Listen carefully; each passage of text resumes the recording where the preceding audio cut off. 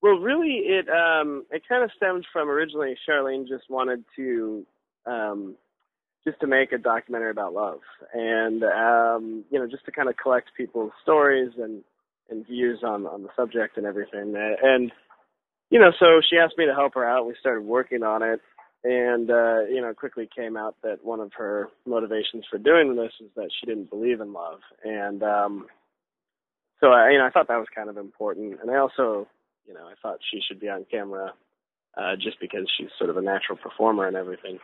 And so once we made that decision to kind of put her on camera and have this sort of experience through her eyes, we knew we would need some sort of arc, some sort of storyline for the documentary, and then that's when the decision to kind of blend different realities came about. It's because the obvious storyline would be for her to meet someone and experience this thing she's trying to figure out. And we couldn't count on just capturing that on camera. That would be nearly impossible. And so that's when we started to talk about scripting a storyline. And then, once we decided to do that, we just felt it was really important to try to blend them together as much as possible, because we didn't want it to be, I didn't want the documentary, you don't want the documentary stuff to feel totally different from the storyline, especially when it's the same character and she's real in one part, but not in the other. And so every decision after that was kind of made to, bring those elements together.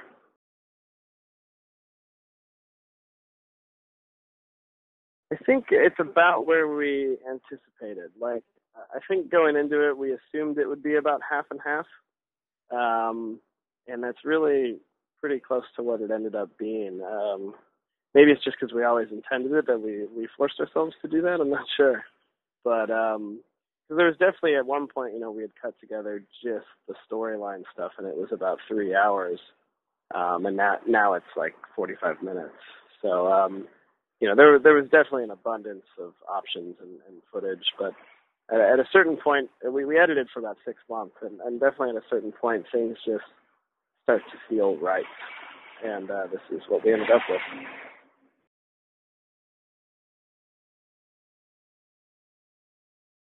Well, yeah, we came up with the outline for the storyline stuff, the story elements, but there was definitely a lot of surprises in terms of the documentary subjects and the interviews that we were doing.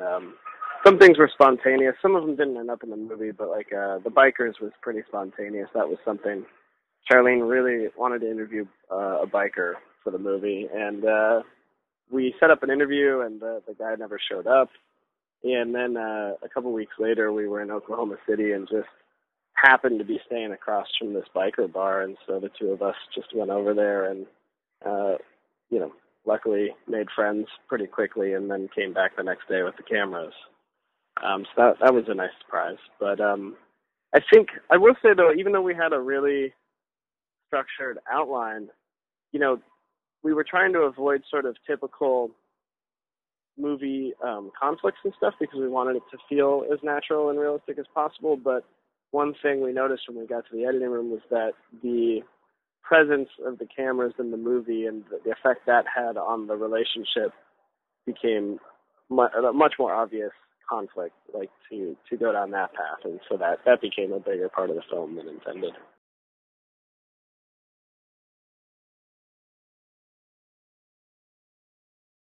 It came about once we had decided to blend the genres, we realized that the sort of reality of the scripted stuff wasn't, it was okay that it was fiction, and we were making a movie, a piece of entertainment first and foremost. So we didn't really think twice about casting an actor to play me, just because I'm not that good on screen and not that natural, and so we didn't want my bad acting to take the audience out of any scene that my character would have been in. And so it was a pretty easy choice to cast someone.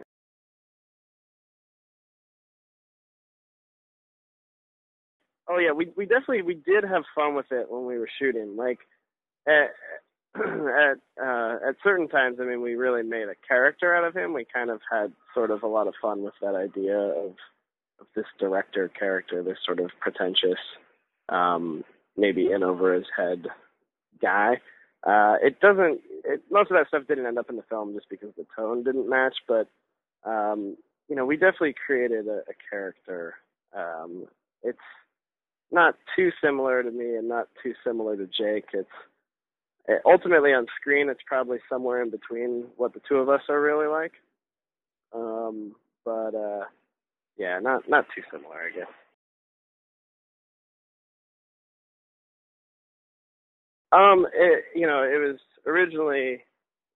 It was originally a decision based on just sort of necessity. We knew we would be shooting a ton of footage and a lot of it in sort of, not ideal situations, just in terms of lighting and like we would just kind of go into a location, start shooting within 5 minutes. So we had to have, the ability to kind of work on the fly and change things up. I mean, we would have loved to have been able to shoot like 16 or something, but just wasn't an option. But we did, we did try to work within the Varicam world and try to emulate that look and feel as much as possible.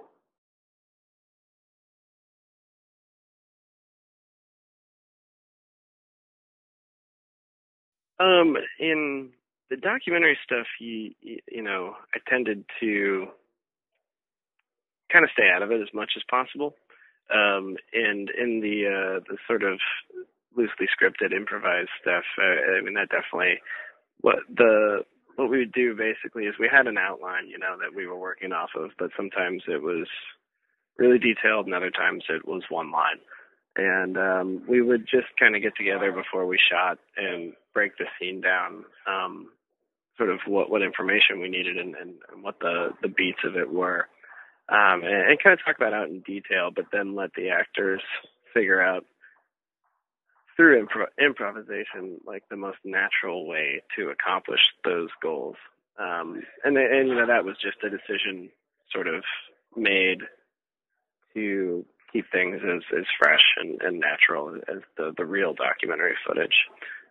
We didn't want there to be a noticeable difference between the two. But yeah, I think, it definitely requires different directing styles. There's, I would never interrupt a documentary moment, but I interrupted some of the scripted stuff occasionally.